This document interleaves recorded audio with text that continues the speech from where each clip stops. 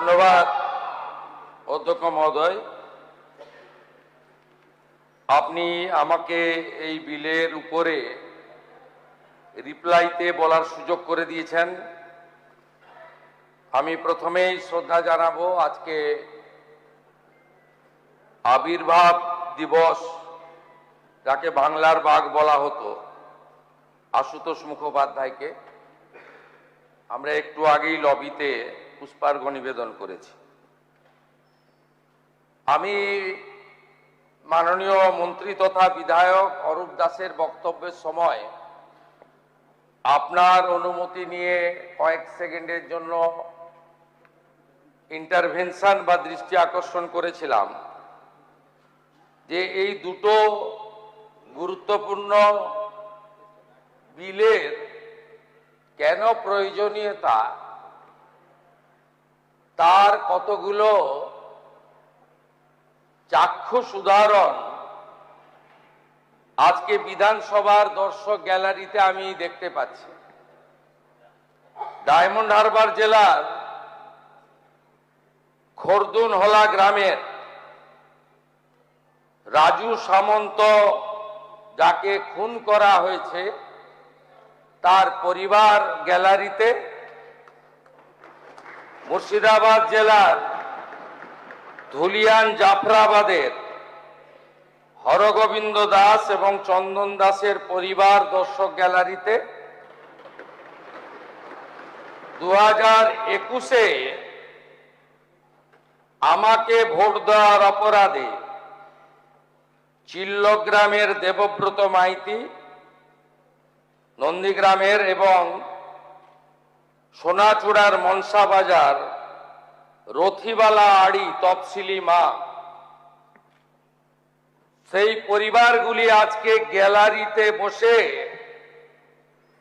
দীর্ঘ 1.5 ঘন্টা ব্যাপী পক্ষে বিপক্ষে আলোচনাগুলো শুনলেন।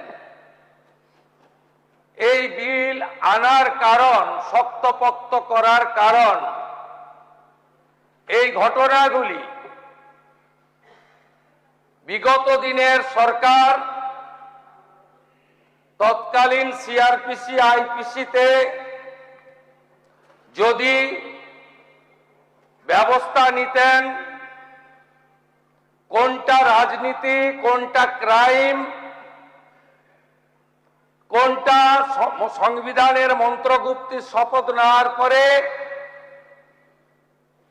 সরকারের মুখ্যমন্ত্রী, পুলিশ মন্ত্রীর দায়িত্ব কর্তব্য,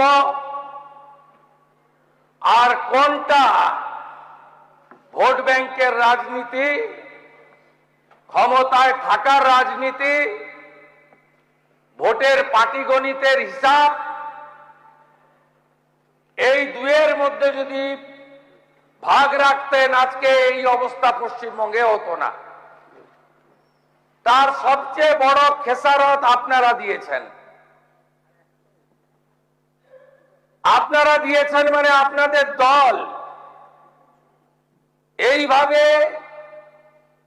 আজকে এই রাজ্যের সংখ্যাগরিষ্ঠ জনগোষ্ঠী,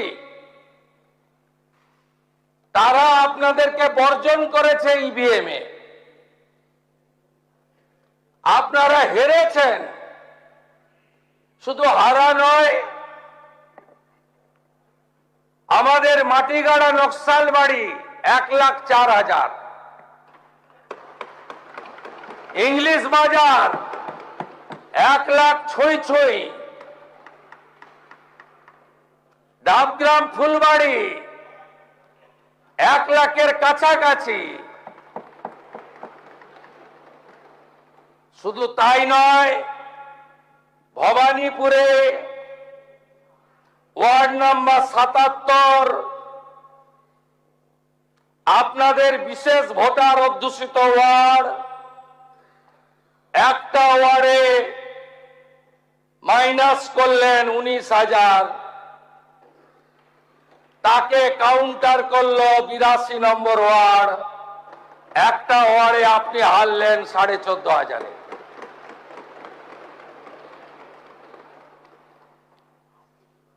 এর জন্য তো আপনারা খেসারত দিয়া তাও আবার শক্তপোক্ত অপোজিশন নয়।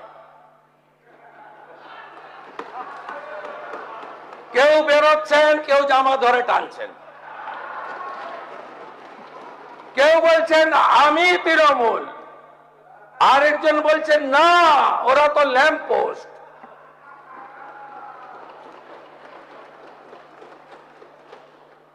তাই আজকে আপনাদের এই দশা। পশ্চিমবঙ্গ জননিরাপত্তা ও সমাজ বিরোধী কার্যকলাপ নিয়ন্ত্রণ বিল 2026, পশ্চিমবঙ্গ জনশৃঙ্খলা রক্ষা সংশোধনী বিল 2026, এই বিলের প্রয়োগ ইতিমধ্যে বিভিন্ন রাজ্য করেছে ভিন্ন ভিন্ন নামে। Mumbai police act 1951, Delhi police act 1978, Uttar Pradesh control of goonda act 1970, Kerala anti social activities prevention act 2007, Karnataka police act 1963, Madhya Pradesh রাজ্য সুরক্ষা অধিনিয়ম 1990, Jharkhand control of crimes act 2002। Supreme কোর্টে চ্যালেঞ্জ হয়েছিল। Example reference Hari Khemu Gawali versus deputy commissioner of police, NB Khare versus state of Delhi, Gurbachan Singh versus state of Mumbai and another, Bhagubhai ধুলাভাই Bhandari versus district magistrate থানে। সবগুলোতেই সর্বোচ্চ আদালতের findings, direction, observation আছে। Prevention detention এখানে এত বিচলিত হচ্ছেন কেন? আমি তো প্রথম দিনও বলেছি, আজও বলছি যে সব দলের মধ্যে কিছু ভদ্রলোক আছে যারা সিনিয়র লেজিসলেচার, যারা বেশ কয়েক দশক ধরে রাজনীতি দেখেছেন। এই রাজনীতিকে দুর্বৃত্তায়ন কখনো কেউ দেখেছেন? I started my journey as a student leader 1988. I elected as a councillor 1995. I elected as a first time MLA 2006. আমরা এই অধঃপতন আমরা দেখিনি। পলিটিক্সে ক্রিমিনালদের আমদানি হলো সিপিএম এর হাত দিয়ে। 1999 আগে এগুলো ছিল না। 2000 সালে পাঁশকুড়া লোকসভা ছিল, যেটার নাম ঘাটাল হয়েছে। সেখানে গুরুদাস দাশগুপ্ত হেরে গেলেন বিক্রম সরকারের কাছে। তারপরেই গেল রব উঠল, সরকার পরিবর্তন হবে 2001। সেই সরকার পরিবর্তনের হাওয়াকে, জনমতকে আটকানোর জন্য তৈরি করা হলো সংগঠিত হারমাদ বাহিনী। সেই হারমাদ বাহিনীকে নেতৃত্ব দিলেন গোঘাটের অভয় বাবু, আরামবাগের মোজাম্মেল বাবু, হলদিয়ার লক্ষণ বাবু, গড়বেতার সুশান্ত বাবু, বাঁকুড়ার অমিয় বাবু, আর নাম বলে বিখ্যাত করতে চাই না, ক্যালেন্ডারে পরিণত হয়েছেন। যদিও ডোমকল থেকে একটা ভদ্রলোক জিতে এসেছে। আজকে সেই কারণে তারা শূন্য। 2001-এর বিধানসভা ভোট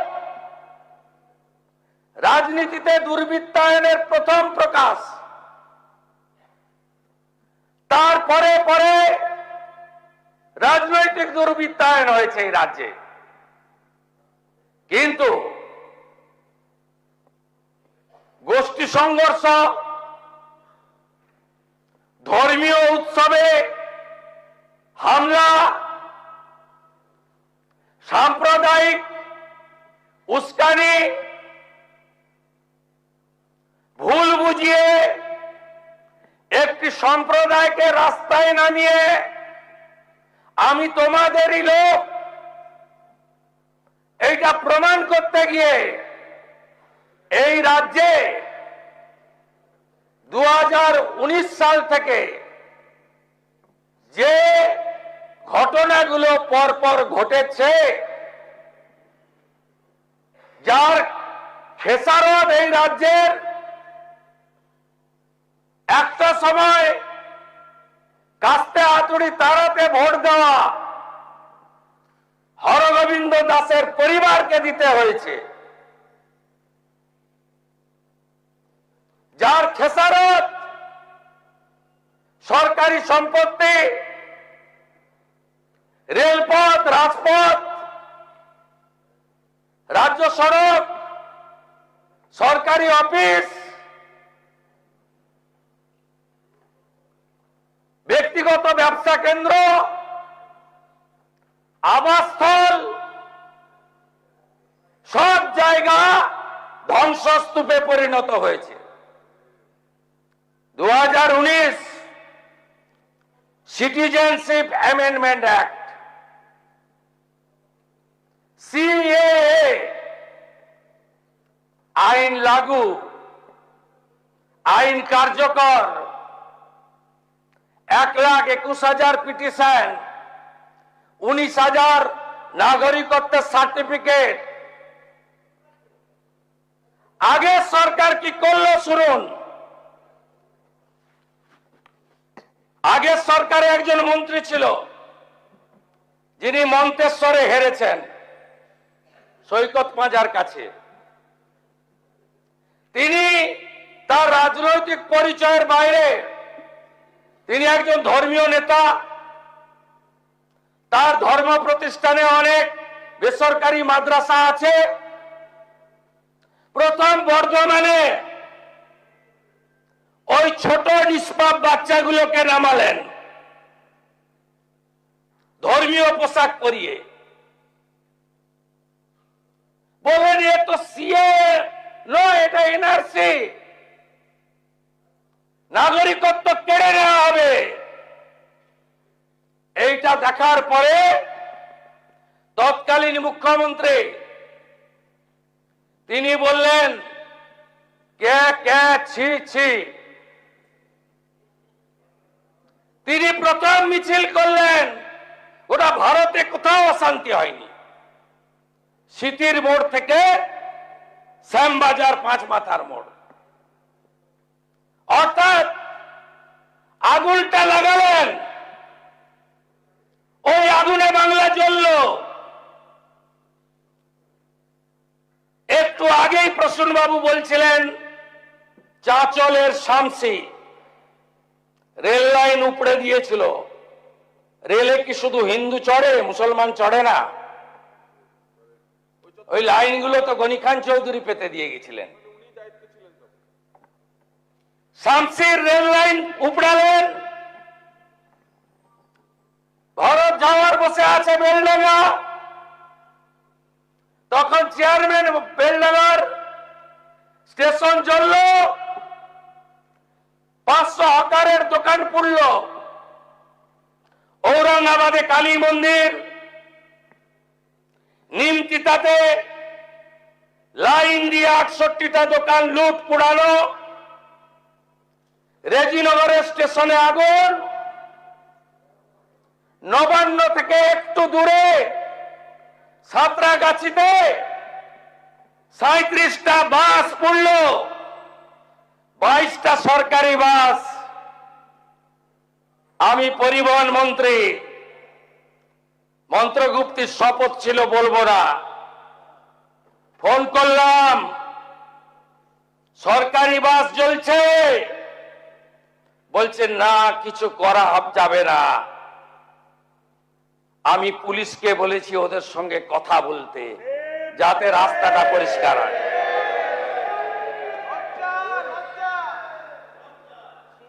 এরপরে নন স্টপ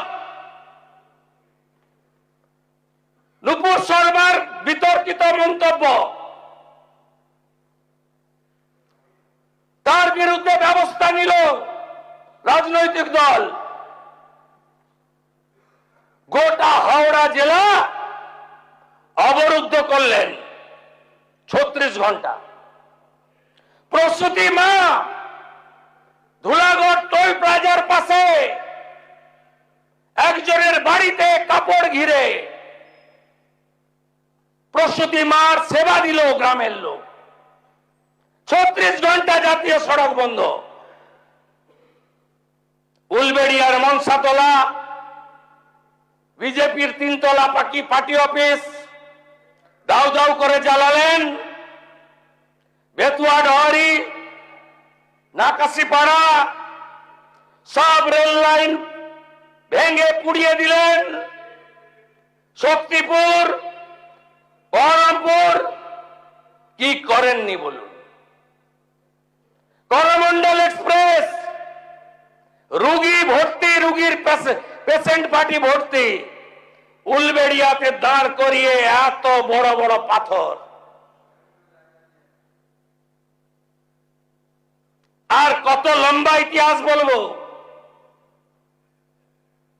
এই 1.5 বছরের ইতিহাস শুনবেন নাকি? 24 সালের পরে ওয়াকফ অ্যামেন্ডমেন্ট বিল, এইখানে যিনি দাঁড় বসতেন, 2 বার হেরেছে আমার কাছে।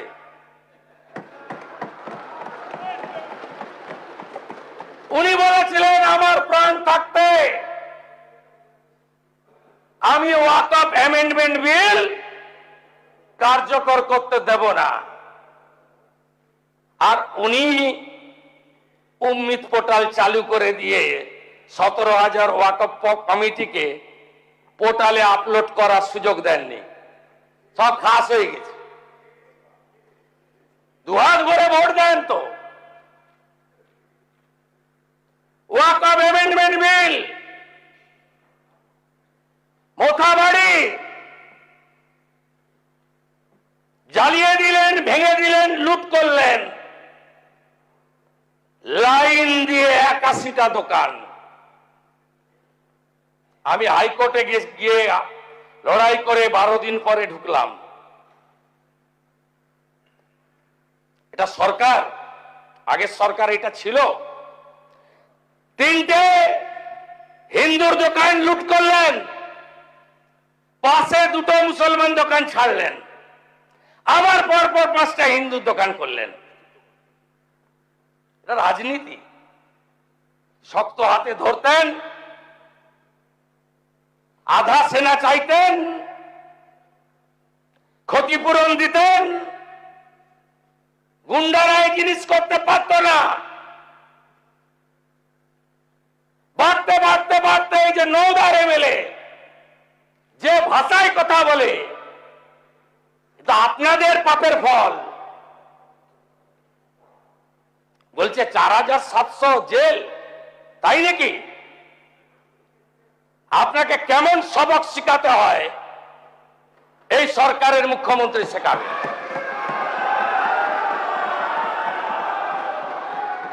আচরণ ভদ্র করুন, ভাষা সংযত করুন।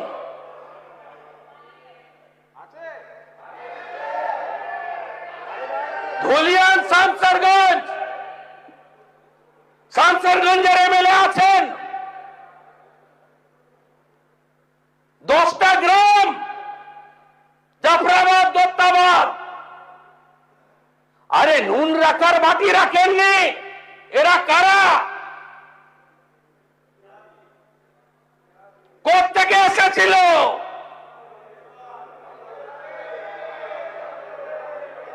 কি করেছেন?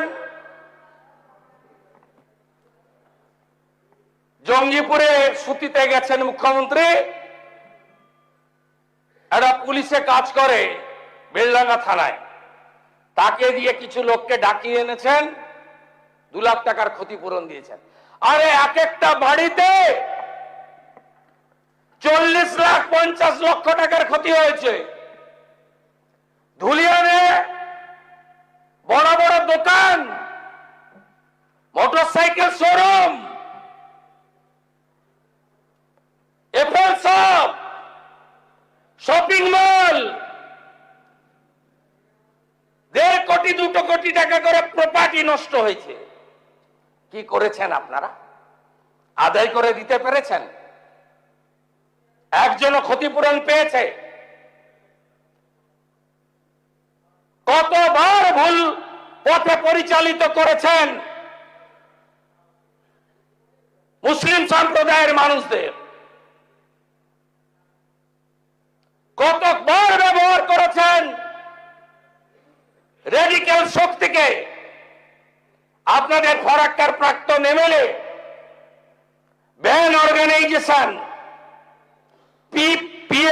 পিএফআই প্যারেডে কেন থাকেন? উত্তর দিতে পারবেন? আপনারা কেন সিভিল লোককে রাজ্যসভায় পাঠান? আপনাদের প্রাক্তন মন্ত্রী মন্তেশ্বরে হারা সিদ্দিকুল্লাহ চৌধুরী কেন খাগড়াগড় বিস্ফোরণে তদন্তে বাধা দেয়? এর উত্তর দিতে পারবেন?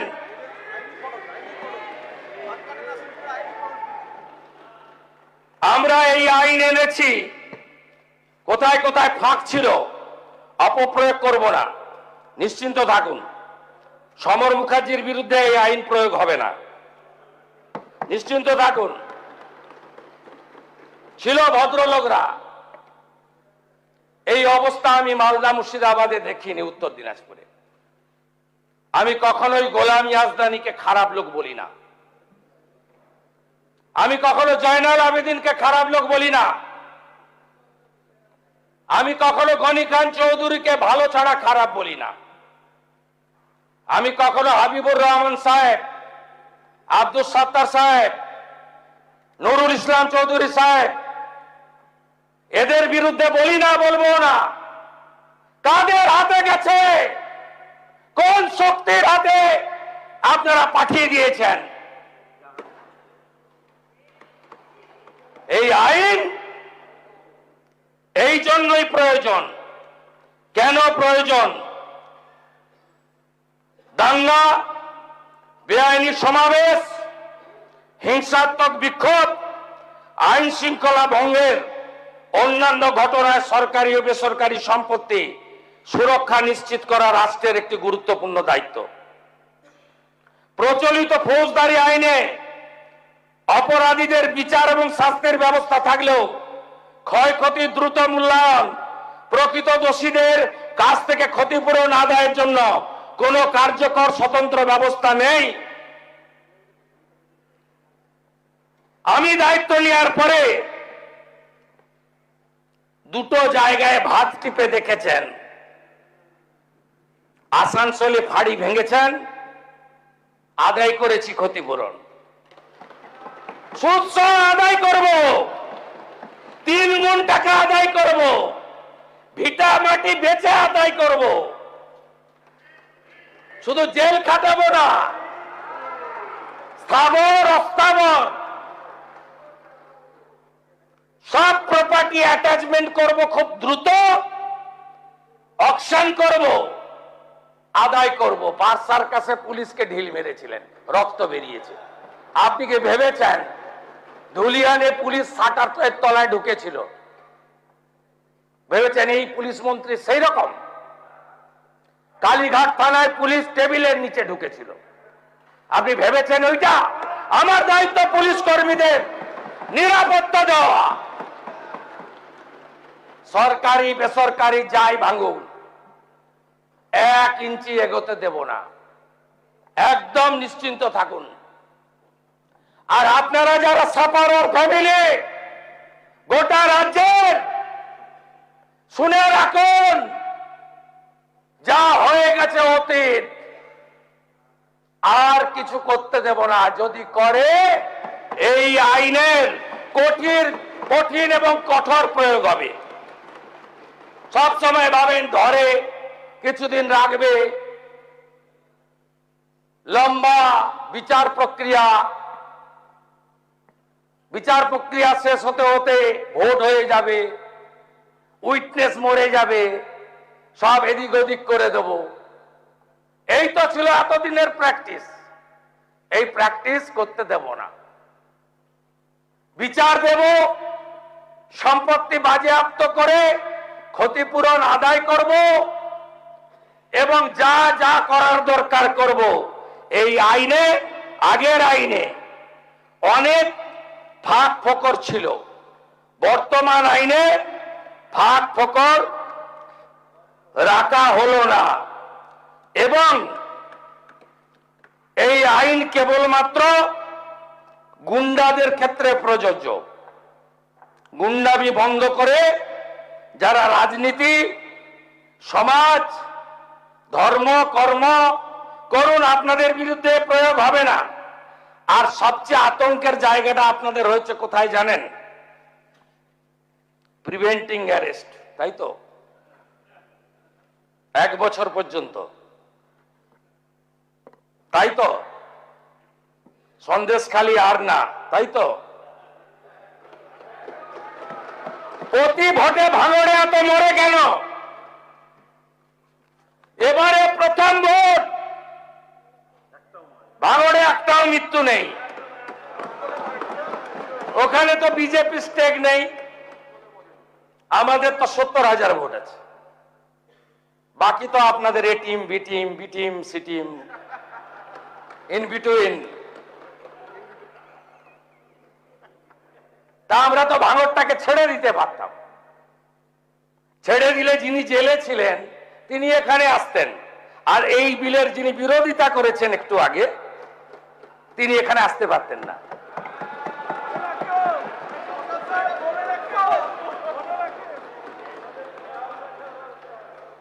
আইনের শাসন প্রতিষ্ঠা এবং যখনই আমরা মনে করি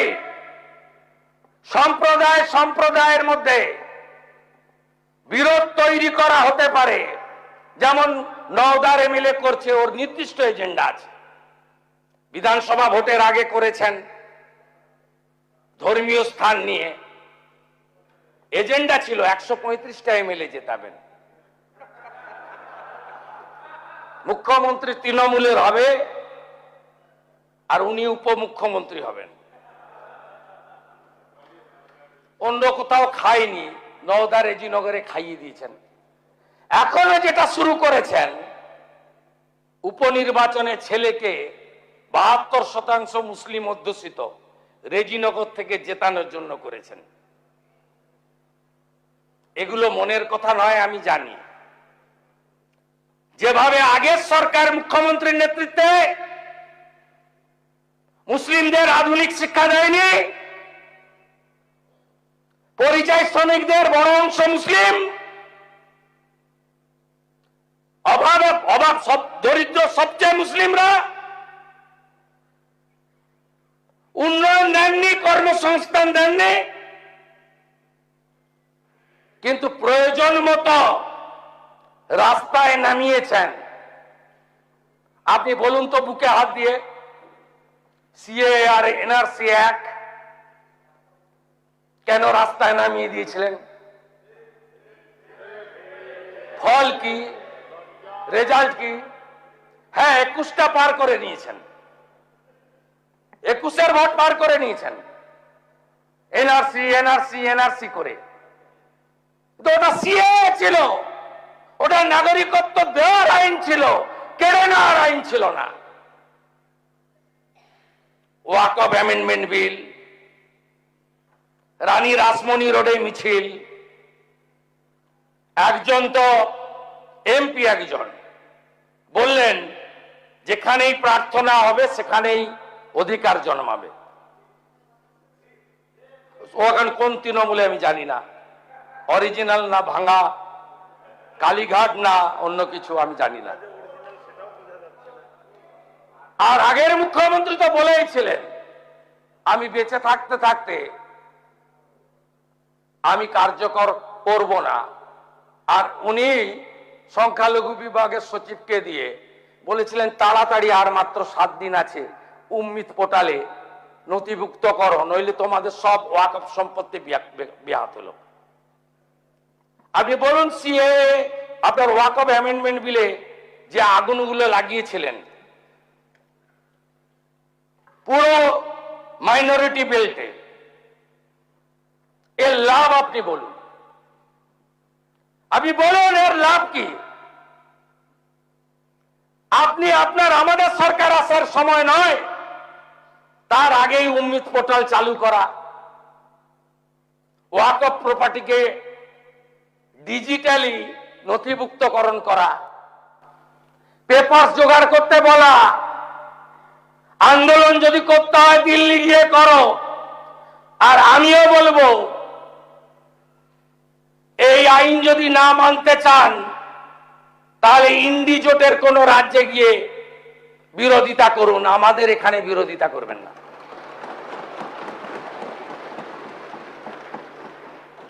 ভুল পথে চালিত করে আজকে এই লোকগুলোর পরিবার ঠাকুর বানাতো। প্রথম গেলেন হরগোবিন্দ দাসের ফ্যামিলিতে কমরেড মোহাম্মদ সেলিম, তার সঙ্গে মীনাক্ষী বোন গেলেন, বললেন, শুনলেন, বলে আমাদেরই তো পরিবার, দাঙ্গা ঠেকানোর জন্য প্রাণ দিয়েছে। তারপরে আমাকে আটকে রাখলেন এলওপিকে, পুলিশের হাত দিয়ে 10 লাখ টাকার চেক পাঠালেন। এই পরিবারগুলো দিন মজুরি না করলে খেতে পায় না। প্রধানমন্ত্রী অন্ন সুরক্ষার চাল আর গম না হলে এদের চলে না। এই পরিবারগুলো আত্মসম্মান বোধ আছে। পুলিশকে বলল যিনি মেরেছেন তিনি চেক পাঠিয়েছেন, নেব না। কম চেক না, 10 লাখ টাকার চেক। তারপরে হাইকোর্ট থেকে পারমিশন নিয়ে আমি গেলাম 14 দিন পরে। বিজেপি 10 লক্ষ 1,000 টাকা করে দুটো চেক আমার হাতে দিল। আমি নিয়ে গেলাম, আমার চেক গ্রহণ করলো, বিজেপির চেক। আমি জিজ্ঞেস করলাম আপনার CPM family? Comrade Mohammad Selim বলছেন, প্রাক্তন সাংসদ, যে দাঙ্গা আটকাতে গেছিল তাই মারা গেছে। আপনার বাড়ির লোকরা কোথায় ছিল? বলে বাড়িতে ঢুকে পশু কাটার তরবারি দিয়ে কুপিয়ে কুপিয়ে মেরেছে। আরে ভোটটাকে দেন, ওই যে কাস্তে হাতুড়ি তারায়, তাহলে মারলো কেন? বললো আমরা হিন্দু তাই মেরে দিয়েছি।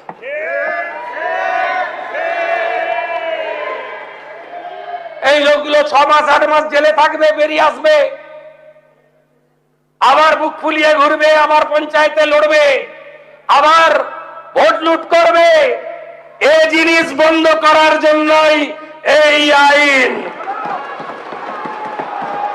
ভিটা মাটি ছাড়া করব, কোন দাঙ্গাবাজের স্থায়ী নেই। আর যে যার পাস রেকর্ড খারাপ থাকবে, যে দলেরই হোক, যে নেতাই হোক, 1 বছর প্রিভেন্টিং অ্যারেস্ট থাকবে। আশা করি রাজনৈতিক লড়াই করবেন, অনুমতি নিয়ে রাজনৈতিক কর্মসূচি করবেন। আমাকে 104 বার হাইকোর্টে যেতে হয়েছে। আর প্রাক্তন মুখ্যমন্ত্রীকে 15 দিনের মধ্যে রানী রাসমণি চেয়েছিলেন। আমি বললাম যানজট হয়ে যাবে। আমার ধারণা ছিল প্রচুর লোক আসবে, তা আমার ধারণা ছিল না 500-600 লোক হবে। আমি বললাম ওয়াই চ্যানেলে করুন, করলেন, কে বাধা দিয়েছে? তা বলে আপনি অ্যাপ্লিকেশন করে দিয়ে কলকাতার রাস্তায় ভিক্টোরিয়ার সামনে ফিতা নিয়ে চলে যাবেন? কি মামার বাড়ি নাকি? ফিতা নিয়ে যাবেন মাপতে, কে অধিকার দিয়েছে আপনাকে? কে অধিকার দিয়েছে? পারমিশন প্রেয়ার করবেন, কোথায় দেব বলে দেব, কোথায় দেব বলে দেব। আরে আপনাদের লোক প্রচুর, প্রচুর লোক, লক্ষ লক্ষ লোক, 30 লাখ লোক হয়। 11 সালে তো ব্রিগেডে গেছিলেন, এবারেও চলুন না ব্রিগেডে যাই। দম আছে, দম আছে, দম থাকলে লড়ুন, কোনো অসুবিধা নেই। লোক আসবে না আপনাদের সঙ্গে, আর আস্তে আস্তে দেখতে থাকুন, সব হবে।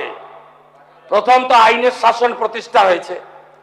বলছেন আপনি প্রাক্তন মেয়রের নাম বলেছেন, বিকেল 5টার মধ্যে গ্রেপ্তার করতে হবে, তাই নাকি? তাহলে আপনি এখানে চলে আসুন, আপনাদের তো আনেনই লোক।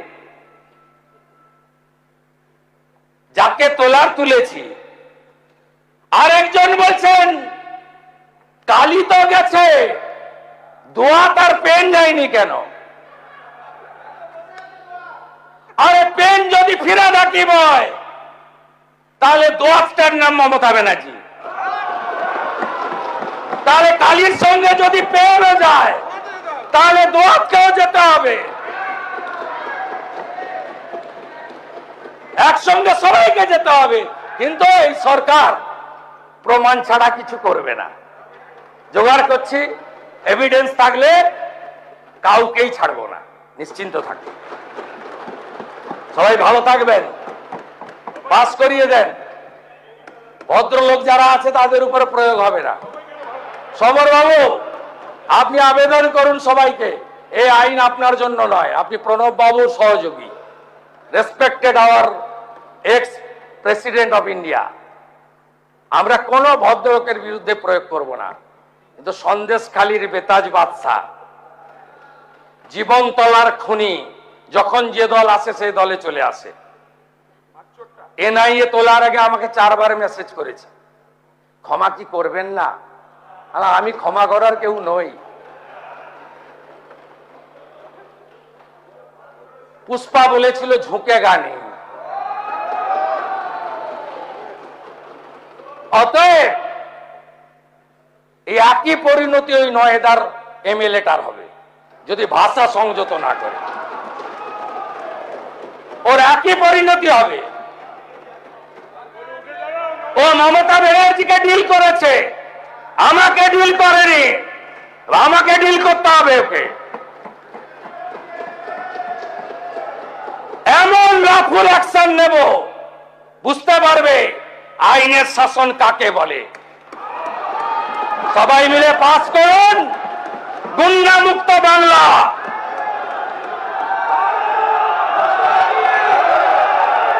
গুন্ডা মুক্ত বাংলা, একটাকে ছাড়া হবে না। বকরি ঈদ করেছেন, অসুবিধা হয়েছে? মহরম করেছেন, অসুবিধা হয়েছে? কোথাও কেউ বাধা দেয়? আইন মেনে করুন না, এই ভুল বুঝাবেন না লোককে। আর এই রাজ্যের যারা ভারতীয় হিসেবে স্বীকার করেন নিজেকে মনে প্রাণে হৃদয়ে, তাদেরকে বলবো যে দল, যে ধর্ম, যে সম্প্রদায়ের হন, আইন মেনে চলুন।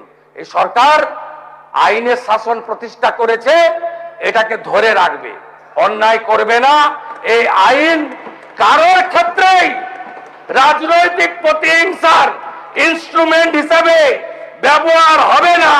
On the floor of the August house আমি এটা কমিট করে সবার সমর্থনে ঐতিহাসিক বিল অনুমোদিত হবে এবং কার্যকর হবে, এই আবেদন রেখে আমার কথা শেষ করলাম।